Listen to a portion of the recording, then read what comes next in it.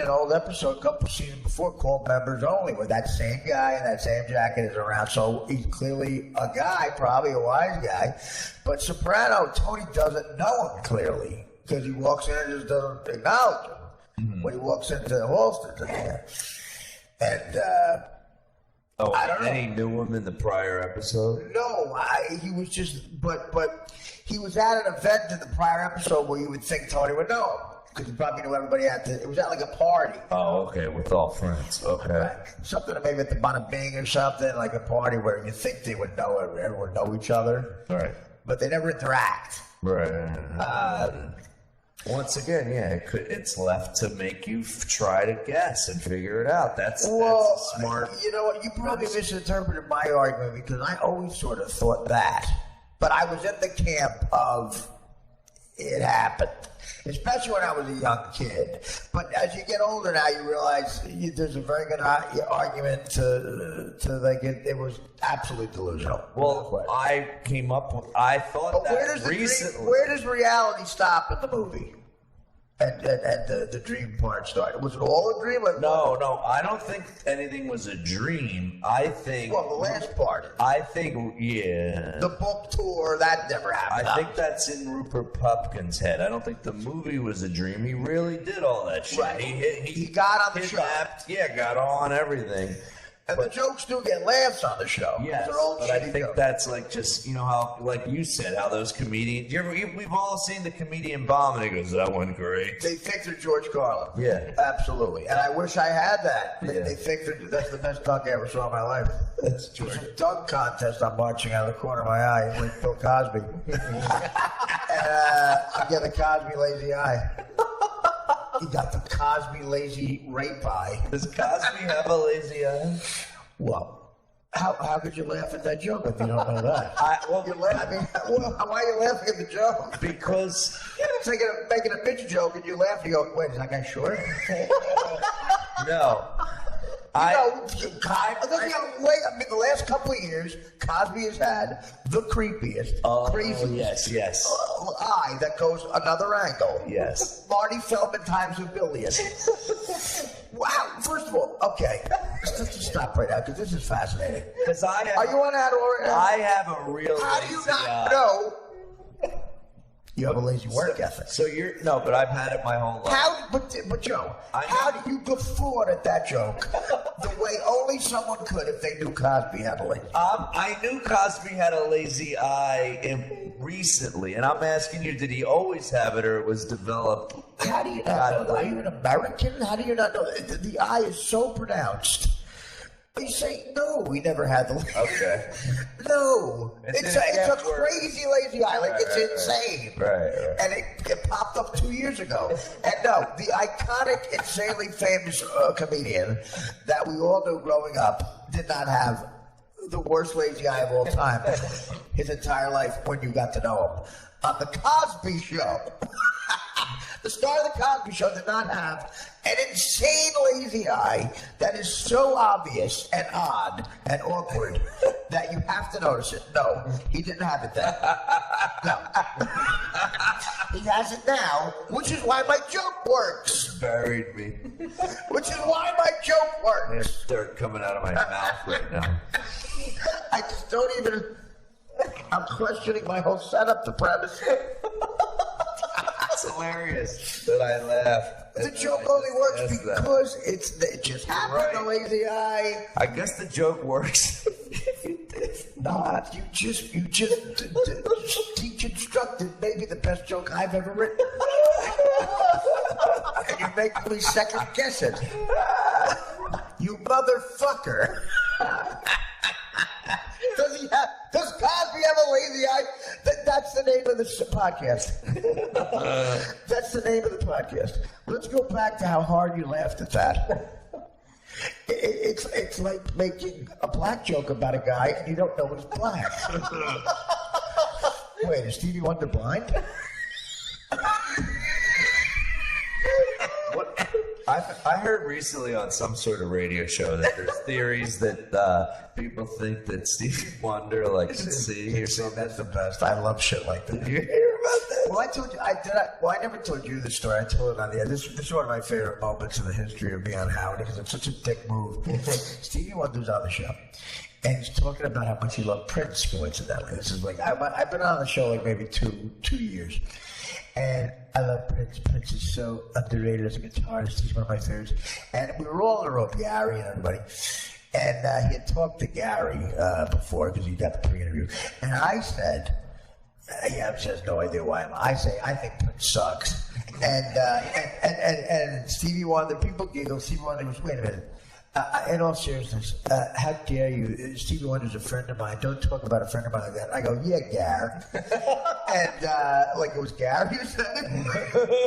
And then before Gary got a chance to defend himself, Howard just moved on. Howard, let's go to Vinny and Queens. Wait, just shut up, Gary. All right, yeah, Gary, come on, don't talk about Prince like that. So afterwards, Gary's like all upset, like he's gonna think I said it, like that's terrible. Like he knows who I am, and he was really offended. I go, he probably forgot it even happened. The interview with the E! Channel afterwards said, before you answer your question, is Gary around? Because I just want to tell him. That's really offensive what he said about my... Like, he remembered it. No one ever told him that it wasn't Gary. Like, I think the next time he brought it up, he goes, I may not come in if Gary's there. Oh, my God. Yeah, Gary. Oh, was Gary pissing you for like ever? Briefly, we talked about it. He goes, that's fucked up because I love Prince. I go, who cares? Gary forgot about it. That's hilarious. But the best part was before Gary could defend himself, Howard just moved on. Like, you know, the kid. He goes, well, wait, well, that wasn't me. Shut up. Okay, well, Vinny and Queens. I got one of the buildings, show you how large I was living, one of the buildings I lived in the years I was doing the Norm show. Stevie Wonder lived in the penthouse in Wilshire. He had a big penthouse. And I was forced to go to the first board meeting for every of the condo people. And I thought I'd make a joke, like, you know, thank God they hated me for this. They're so uptight. They said, you know, we're losing money, and some people are late on their dues and stuff. We have to figure out a way to save money. And I said, why don't you put Stevie Wonder in the basement and tell him it's the penthouse? And charge him the same. And, crickets. Like, they looked at me like they wanted to fucking shoot me in the head. Like, how dare you? That's the most disgusting thing I've ever They looked, look, not a great joke. Whatever. I'm breaking the ice. That is a good joke. Well, wait, it's kind of obvious. You can see that coming from a mile away. Really?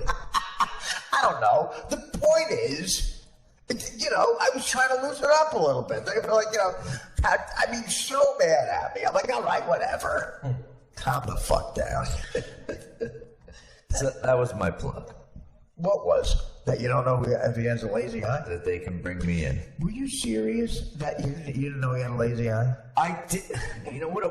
I guess because I really have a lazy eye and I've had a surgery. I can't know that. I don't know what it's because I had a surgery when I was young. All right. Well, then, okay, calm down. When I realized that he has that weird eye now, and I started wondering if it was ever like. Here's why I'm aggravated. It's not just a weird eye. It's insane. Yeah, I know. It's as if someone took one of the most iconic, famous people in the world and took his eyeball and put it next to his ear. It's so noticeable. He looks like a monster. Yeah. And then it also looks like it has cataract. Yeah. It's not just lazy. Right. It's got film on it. A diseased, and he's got those black freckles that Dennis Johnson had on something. Yeah. So odd. Sinbad like. Right. But a darker skin and the crazy gray hair. And that wife who looks like she's going through chemo. What the fuck? He has a lot what my friend used to call skin upon skin. Yes. You know what those are? Yes. I got those skin tags. Dude, I fucking cut those off if I ever get them. You're not supposed to. They bleed like a motherfucker. They do. You're supposed to let them fall off. They're called a skin tag. Why are you not the skin tag the jar? Now that's a series. That's serious. I did a joke. Al Roker was at the Jack Black roast, and I said, The first one got it. I said Jack Black reunited with his King Kong co-star, Al Roker. And that actually got a laugh. And then I said, God, look, Al Roker's odd looking. He looks like Oprah Winfrey's biggest skin tag. And, man, it got nothing. I should have stopped at the King Kong. I know, I thought so too. Skin tag. And it's exactly what he I looks bet like. people don't know that I bet that's not a common term. Right, they didn't know what skin tag was. That's a good point. I should have thought of that. But it's like, I have jokes like that. Like, I just had an argument with my wife recently about The story's already bullshit. about a reference. And she goes, not a lot of people get it. Don't you want a lot of people to get your joke? Don't you want to be famous? Like, I was like, did she say that? yeah. And I got mad at her.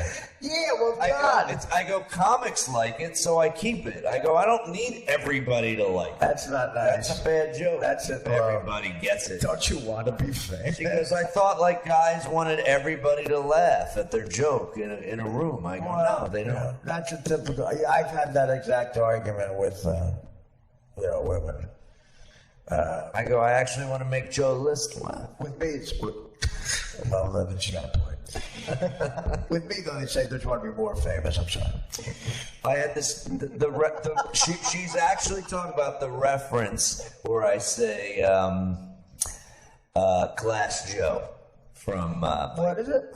The reference is Glass Joe from Mike Tyson's Punch Out, which is an old video game. She goes, no one knows who the fuck that is. I don't know what her it is. corner there. Yeah, no one knows. And I go, people know, and I've done it. And I don't want to be. I've had it kill, and I've had it not kill. I go, but some. Where did it kill? Oh, would you do a Joe-less barbecue?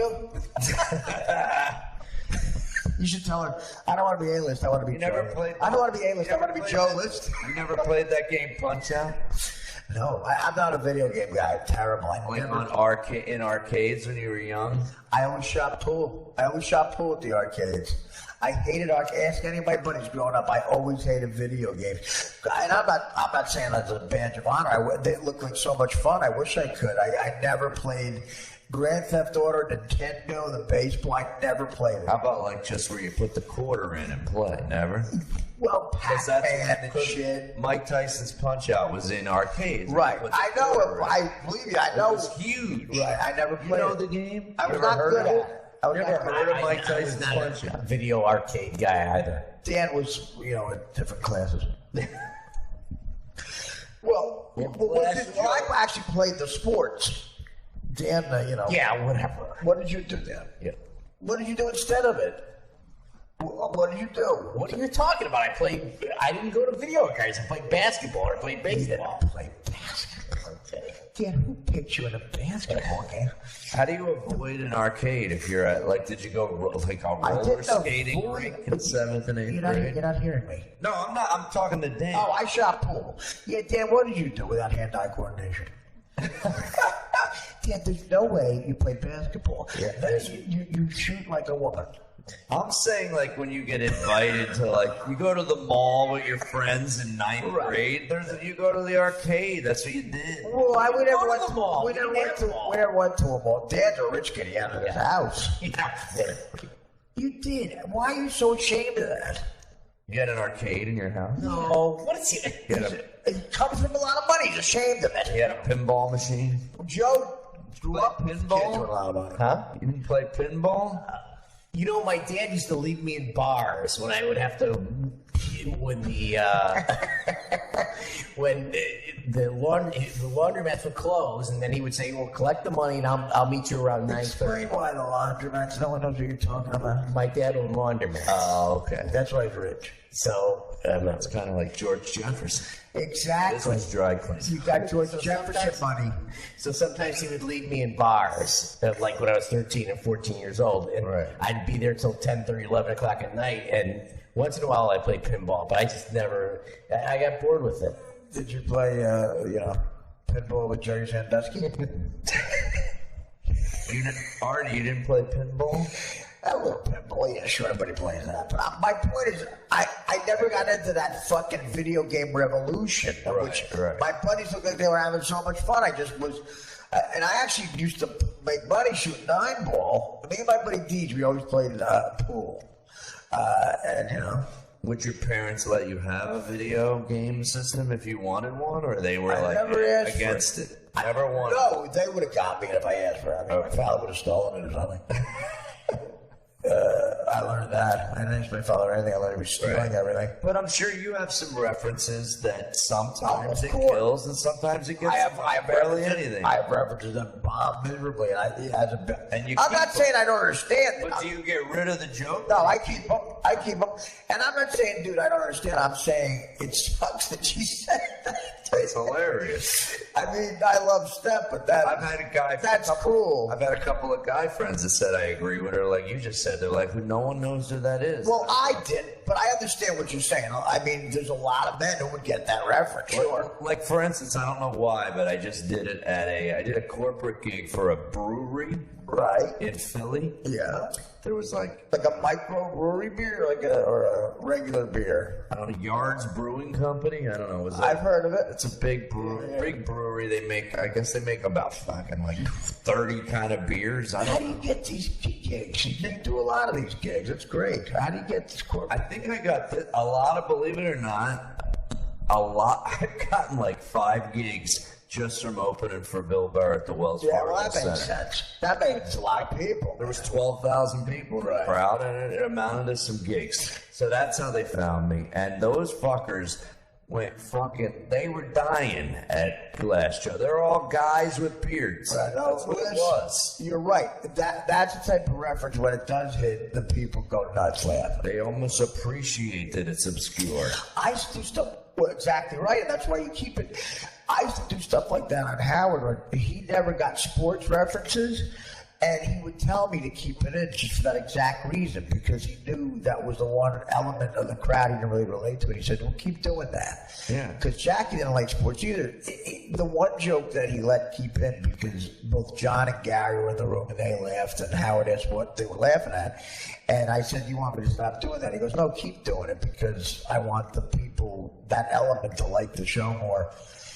This chick dated Fred Durst, the guy from Limp Bizkit, and back when he was relevant, and she was a smoking hot model. Right. And Fred Durst, if you remember, always wore a red baseball hat. Always wore it. Yes. So Howard says to this chick, again with Gary and Stunner and John in the room, he says, when's the last time you saw him? She goes, I hadn't seen him in a year. And then the other night, I'm at a club in New York. And I see a red baseball hat walking towards me. And I said, Barry Larkin was there? Barry Larkin played shortstop for the Reds.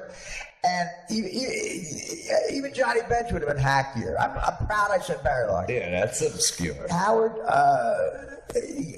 looked at me kind of weird. She looked at me weird, and then he kept talking to that guy and bash me. John and Gary just dying laughing. They barreled over.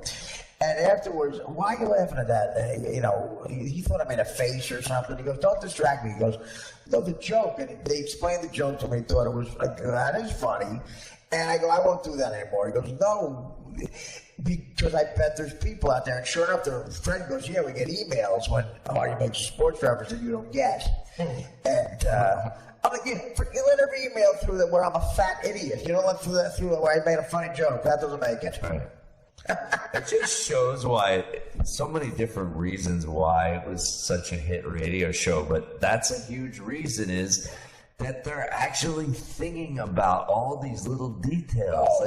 That's how I learned. I mean, you were at the gig. I learned that a radio fan, and Danny knows this better than anybody, his whole career was radio and big time Chicago radio in the Midwest. And that's hardcore fans. You could tell these guys listen to 4.5 hours because they make references to hour 1, hour 4. Before we repeated the show, at the gigs, if you remember, sometimes the first 10 minutes of my act, they're yelling out shit that happened that morning. And the weird phenomenon now is they're replaying all those shows still. And the people come to my gigs now sometimes, and they yell out shit as if they just heard it. And I didn't hear it. They yell out like I did it this morning. They go, dude, what about this Sal's emotional friend? You're yelling out something from 2003. You know how much heroin I've done since 2000? I don't remember what the fuck. You do the voice. I don't even know what the fuck you're talking about. Yeah. Thousands of hours of entertainment. I don't remember literally what they're talking about. Well, you shouldn't remember. It's normal that you don't remember. It was a long time ago when you were doing it every day. But they were talking about something that got a big laugh that I repeated apparently. That doesn't, I mean, like, one of the reasons I threw that outside the box tour thing out there is because nowhere even fucking putting a nick in what Howard Stern does, but when you do a podcast, that fan, I noticed, is fucking insanely a super fan, and when you meet them, they remember everything you've said on the podcast. You know, they're excited. This guy who put that show on in Camden, Delaware, he came to the show at a theater I did in South Jersey, and my parents were there, my wife. This guy was almost excited to meet people he's heard me talk about. He's like, that's his wife? It's your wife? Yeah, it's her. Even you putting the disclaimer on that it's a fraction of Howard Stern didn't work. I know. Like, you shouldn't even. But I'm saying, I think there is. You just said Howard Stern, and you went, the podcast thing. But I'm thinking the reason why is list. I think it's radio. Radio is more intimate than television. You can't see the person, and they get more curious. Absolutely, you're right. This is your guy, isn't it? I remember. But the disclaimer, not enough. No, you're right. It was pathetic. I remember the great Patrice O'Neill. Yes. Would say great stand-up needs to almost be like they're eavesdropping. He goes, you don't want to just do an obvious joke. It's almost like they're like, you're painting a picture that they have to like, they're like voyeuristic in your world. Almost. That's interesting. He was a brilliant guy. You talked to him, and he was very intelligent. That guy. Yeah. You know, he was a deep thinker. Absolutely, yes. Absolutely. It really is a shame. I mean, that is definitely a guy who would have, given us a lot more big time laughs and interesting shit like that. I never heard that analogy before. That's so fucking right. Absolutely. Yeah. You can say great movies too. Like, that's what's great about a Martin Scorsese movie. Like, him at his best is you feel like you're eavesdropping.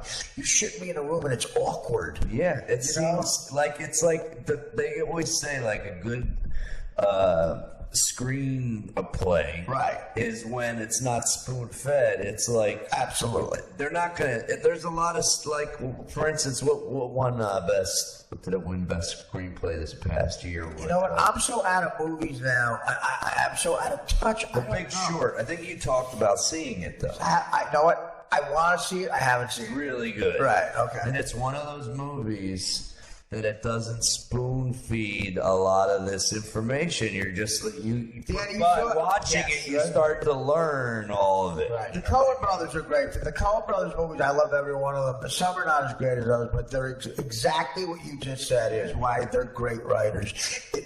You have to rewatch it because you miss shit, and that's what I love. And Scorsese, like in Raging Bull, when he's fucking fat and he knocks over the senator's wife's drink in Florida with his stomach, you're like, oh, I shouldn't be saying it's done too well. Yeah.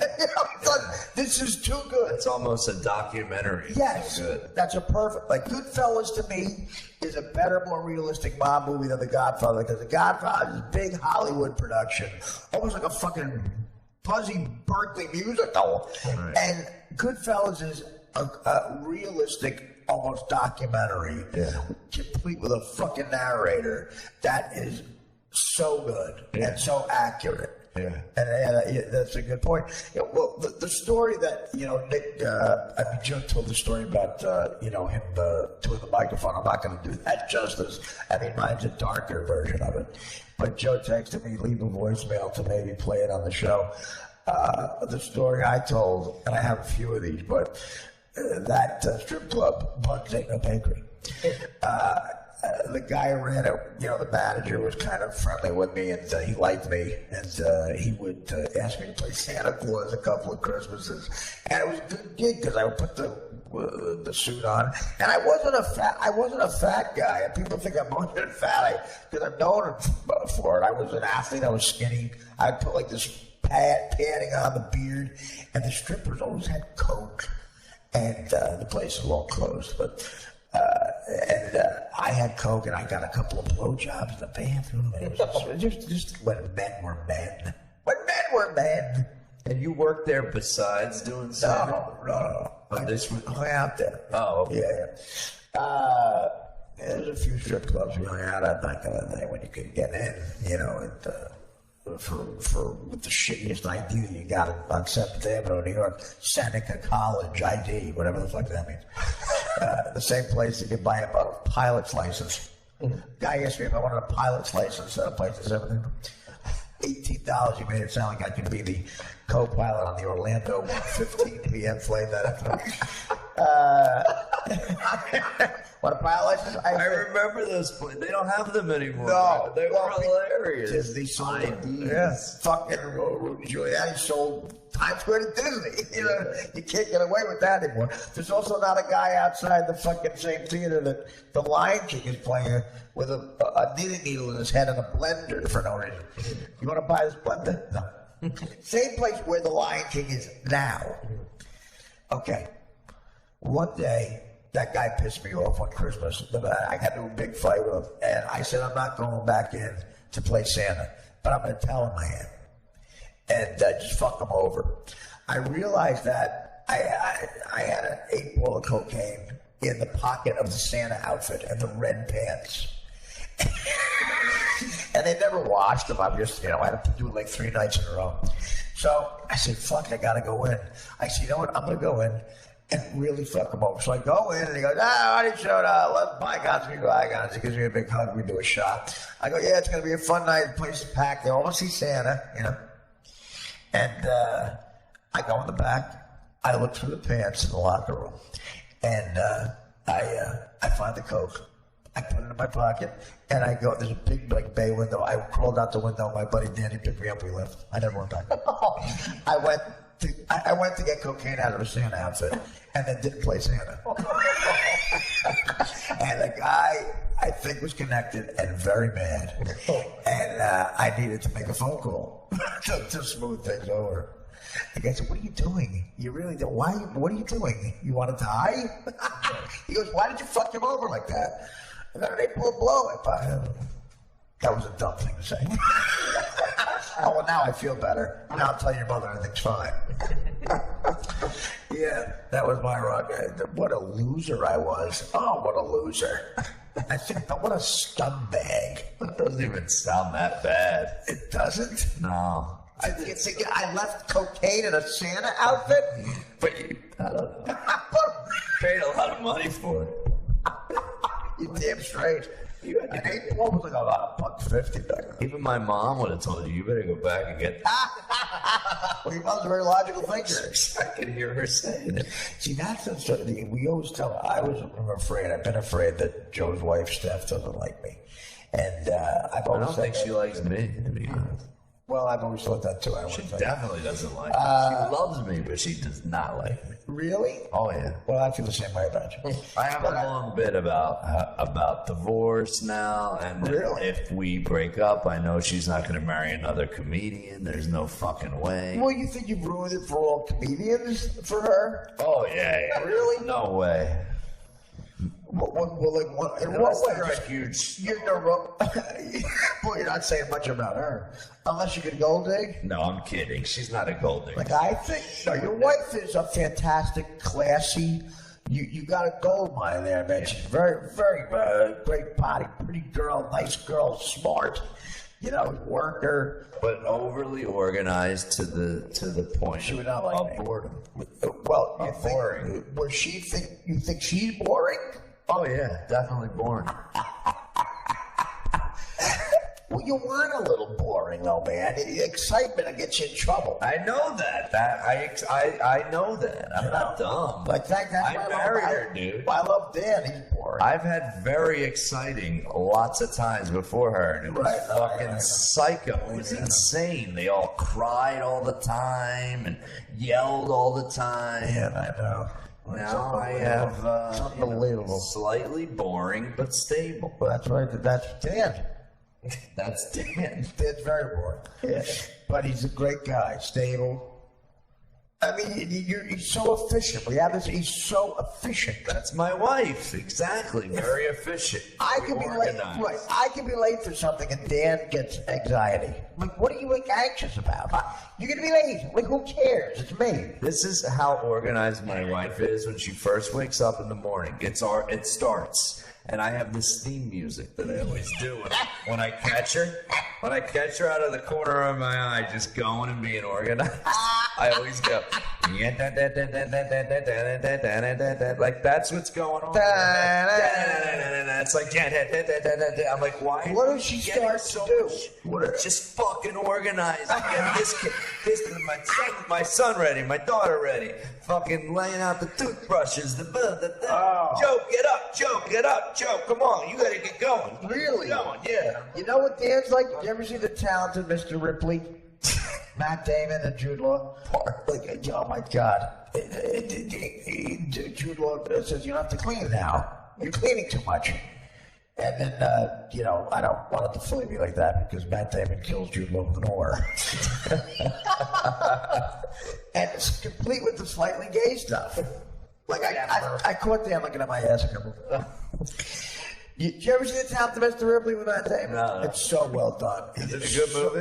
It's so well done. Really? It's a great movie. It really is. And I thought, do you see those similarities? You're Matt Damon. Who was in it? Was he a golfer in it? No. What's it about? Haggard fans. I mean, every statement's worse than the next. I think Tignataro has a series. That's how. Do you see that? How was I right on that one? Do you see the similarity? When I answer this, do you see like where you're the guy lives his life free and easy and thing, and Matt Damon.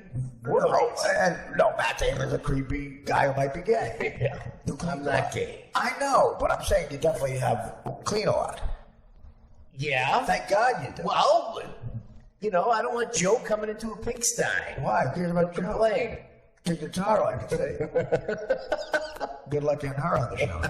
Well, then, No, I find you see that a lot in marriages. Yes. Opposites all the time. It's always like, Especially with top if someone talks a lot, the other person's usually But if fucking quiet. if we're supposed to be somewhere at 9 o'clock, and at 5 minutes to 9, it's an hour away, and at 5 minutes to 9, we're still here. I've been sitting downstairs for an hour in the car. Yeah, that's what my wife gets pissed at. You meet the missus? Yeah, exactly. But he tells me 2 days before, make sure I'm out and get there on time. Yeah, because I go nuts. I can't. You have to justify your paycheck somehow. Hey, I got the Slim Ice Cubes. Joe was fascinated by that. You do a great job. I love this. Joe loves the Slim Ice Cubes. You do a great job. And I'm sure that... My wife does a great job, too. I'm sure that, you and Hugh Jackman are fine. Where are the Slim... You showed me. They work. Where are the Slim Ice Cubes? I put him in there. They slide right in. They slid right in the hole. I'm so excited. Excited. I'm so excited. Look at that. Joe. I was showing Joe how they worked.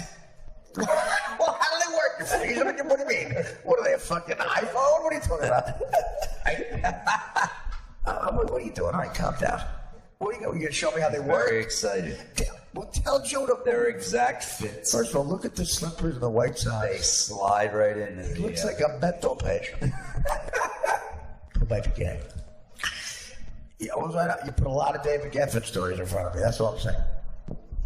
Boy, God, Gawker hates him. What are they on? Do you know what David Geffen is? Yes. Okay.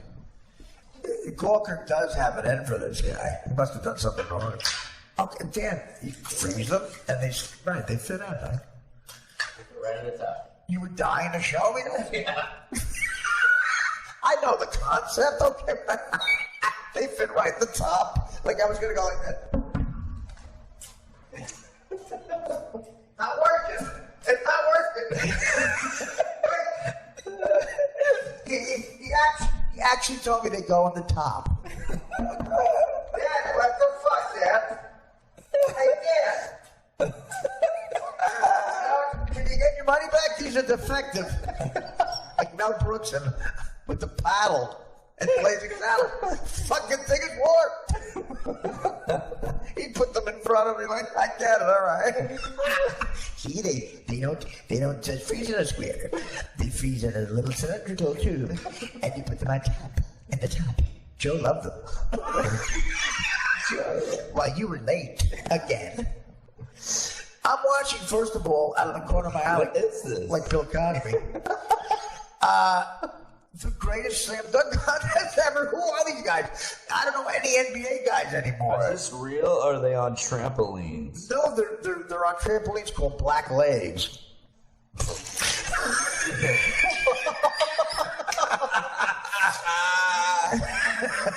They got trampolines. No. They're on Kunta Kinte, Gene. Oh, Jesus. I'll tell you, the black buck is rated with. I'm a black buck. The 30 for 30 on Jimmy the Greek is so fucking sad. So sad. Yeah, Did you see that? No. Okay, you realize how famous he was. scene. He was absolutely. He was a big deal. You forget how big he was. People loved him so much. And here's an odds maker from Youngstown, Ohio. Wasn't supposed to do anything in life, and he's making a lot of money as a celebrity because he's on mainstream media with Brian Gumbel giving the odds. And people, I remember my old man and my uncles would wait to see what he picked. And he gets drunk, and they put a fucking mic in his face one night and ask him the wrong question. And he just lets it loose, man. And you think the guy I'm trying to remember all his exact quotes. It was Basically, something they like, black said, people are fast. It was all complimentary, right? Well, but the theories were They like, have here's the thing, a drunk guy, here's the thing.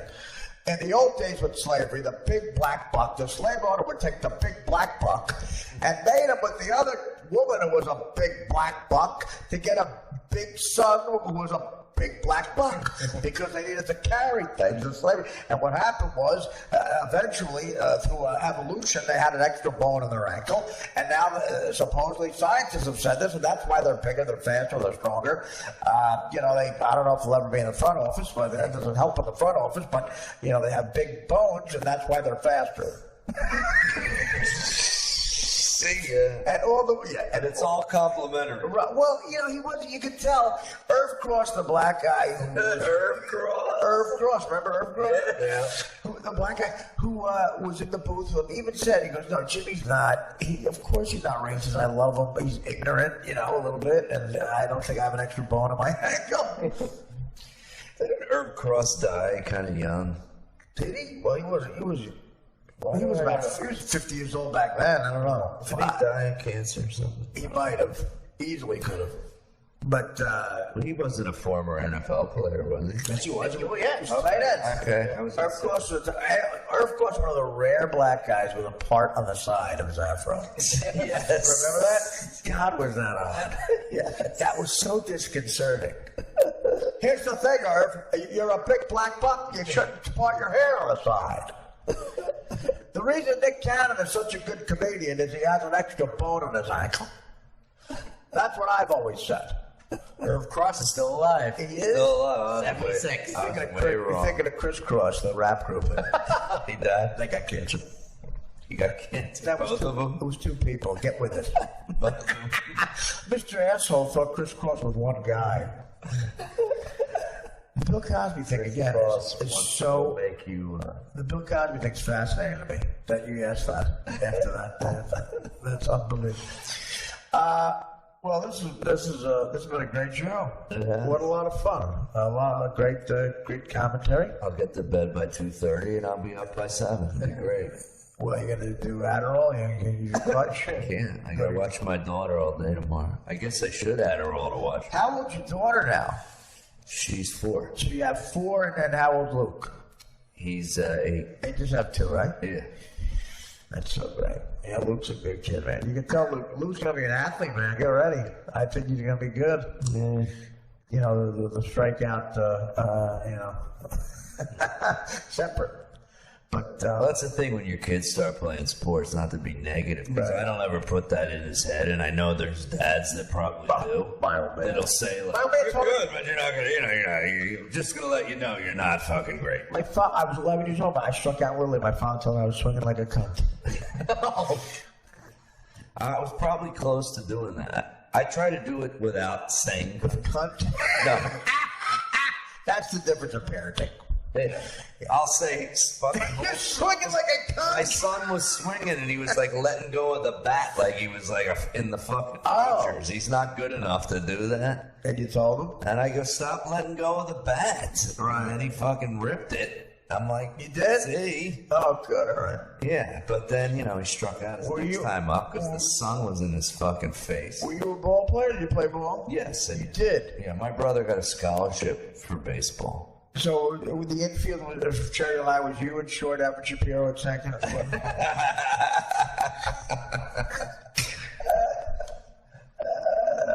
As a reference. I actually quit the baseball team, much like I quit that gig center. Did you? Yes. Did you put your glove in your pocket? I just got pissed. I got fucking uncomfortable. Why? What happened? Ever tell you that story? No. I was, and this is classic that I blame it on this. Right. I was what I think a very good baseball player. Oh my God. Middle school, I made the team, right? Yeah. I made the team, and I think I had like the highest average on the team. Right. 8th grade, they decide to not have a baseball team. You're already laughing. Yeah, well, Cherry Hill, I heard, because my old girlfriend was from there. You were from there. You said there's a lot of Jewish kids. Right. On the east side, my brother, who was even better at baseball than me, my parents got him into the west side. I don't know to play ball. Do it because they had a better team to play ball. Yeah, to play baseball. Excellent baseball team. But they were a lower class of people. Yes. Well, because they had, what is it? The big buck and the little buck. Yeah, you would breed. Here's the thing: the big Shapiro would breed with the little Shapiro. Yeah. Yeah. Well, Adrian made it sound like, she had a lot of friends who got like BMWs for their 17th birthday. Oh, every kid. That kind of wealth. Every kid. That's a lot of work. There were a lot of Porsches and Corvettes. Really? Yeah. See, that's Dan's level. But now when I go back, where I live now is a fucking 1,000 times nicer than Cherry Hill. Is it really? Westchester's. Oh, no, well, yes, Westchester, absolutely. Cherry Hill is like cheesy. No, Westchester, but is no. The Cherry Hill is a very well-to-do town, but Westchester's not even close. I mean, the Clintons live there. No, but the bigger money in that area is on the main line of Philadelphia. Right. That's where you want to be. That's where. Yeah, Adrian used to. She took me there. Yeah, it's beautiful. It's beautiful for just like 30 miles. It's fucking beautiful. Yeah. So what the fuck was I saying? You were talking about baseball. So you said you thought you were a great baseball player. 8th grade. That's got to be Scottie Pippen's son. I'm sorry. Go ahead. So 8th grade, for some reason, the middle school I went to got rid of baseball. Right. And decided to think it was because of you? Decided to have a softball team. That's the gayest thing I've ever heard. I was such a purist that I said, I'm not fucking doing it. Of course not. So I didn't do it. You don't play softball. No, so I didn't do it.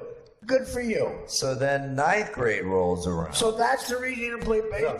So hear me out. 9th grade rolls around, and I feel like this is a long story. I feel like I lost a little bit of the momentum of that you played in 8th grade. Maybe they would see your numbers and go, "Oh, we heard of this." Were you the type of guy who would play like with your friends? Like you play stickball? Would you keep those skill levels going? Did your father? My father pitched to me all the time. I played Little League, Babe Ruth, all the All-Star teams, all that. Oh, okay. I was a very good baseball player. Hit a lot of home runs, all that stuff. Did you really? Okay. Yeah. So then, 8th grade, like I said, then 9th grade, I went out for the baseball team, and I got cut, and I couldn't fucking to the point where I was like, they made a mistake. Were there any black kids? No black kids. Well, okay, that's really bad. I know. So were there black kids don't play You got baseball. cut by Jews? You lost out to Jews? I couldn't believe it.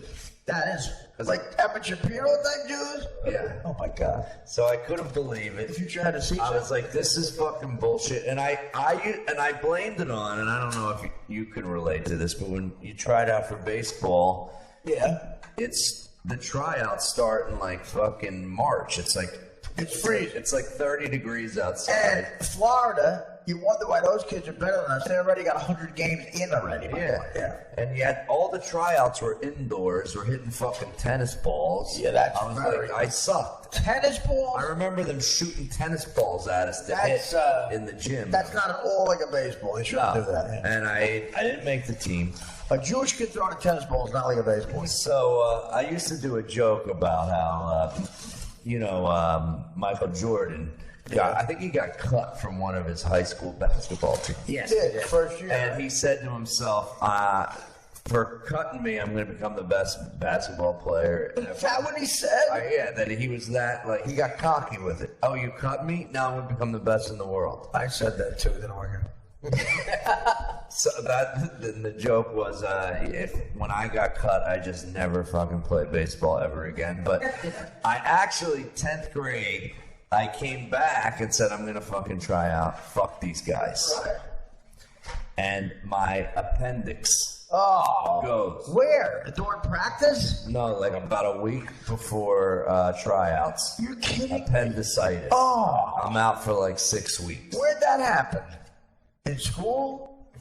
Well, no, I woke up throwing up. Oh, it's bad, yeah. And I'm like, what the fuck's going on? Appendix, had to get a surgery. Awful. And you're all fucked up. And nowadays you can recover a lot faster from an appendicitis. But back then it's like a month and a half, 2 months. Yeah. I still have mine. I'm always worried that that's gonna happen. It'll go. Oh, in bed, so you thought you were dying probably. Throwing up. Yeah. Yeah, and then it hurts really badly after they take it out. Right. So for how long? But then you can take Vicodin.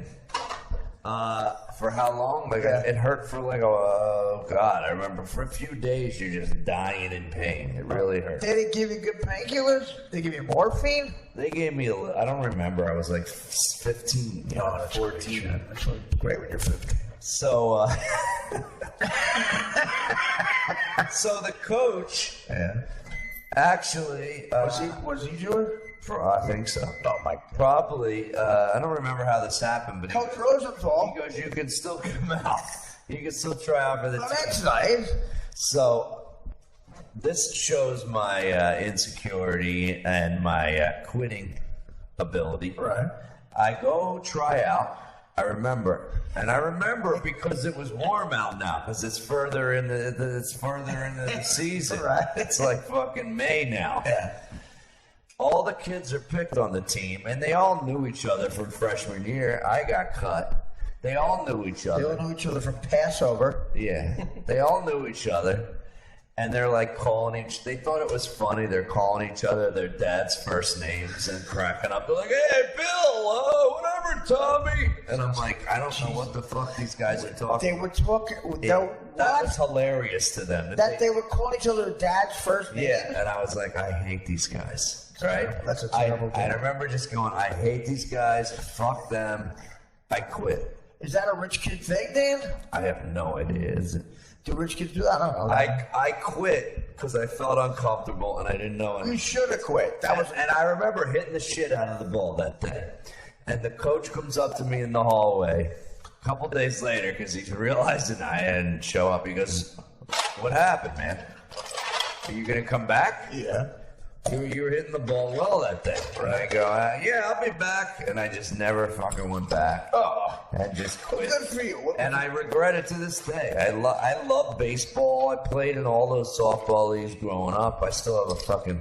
You playing softball leagues? When I went... Yeah. Well, in the city with you. Remember? When we got old. Yeah, we got older. Yeah. From the Lucian days on, I started playing. Yeah, but that's when you're over the hill, but you have fun. Not if big. you're good, you have fun. I started young. I was probably 29. Well, you thought you were good because you were roping it past Todd Barry at third, right? What do you mean? Not me. I was good. I'm sorry. You haven't. Sorry, you can hit Mark Maron's slider. You haven't seen what those leagues have become because you stopped playing a long time. What happened? It's become all Latino. Do you still play? They're guys that get paid to play. No, I stopped playing like 5 years ago. Is that why Luis Gomez gets spots?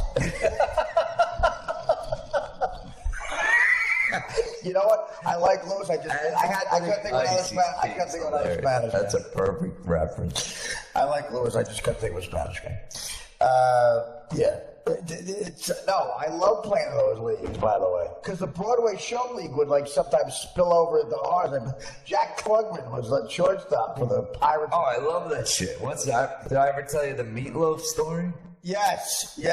I've told you that one. When he was doing, you did absolutely. Meatloaf was pitching, and I say to Lucian, our coach, so I go, great. "Why do they call this guy Meatloaf? Because he looks like that Meatloaf guy." He goes, "Are you serious?" I go, "Yeah, I'm serious." He goes, "That is Meatloaf, asshole." I go, Bill Cosby have a lazy eye? Not yet. Bruce Willis used to play in games here. That's right, because he was a bar. God, Lucian, I talk about the guy who ran the comic strip, legendary guy, died of lupus. He was very thin and kind of effeminate. I had the worst, most awkward thing. Brian Callen in comic strip. And I didn't know Lucian was standing right behind me. And someone with Brian, or broad that Brian was with, said, "Is that guy sick?" "Yeah, he's got lupus." And I went, "AIDS." And he heard you. You said, Yeah. Brian Callen went like over your shoulder. I looked over as Lucian. "Oh man." Anyway, his lupus was so bad, his fingers were like taped together at games. I know. Oh, I know. One of them.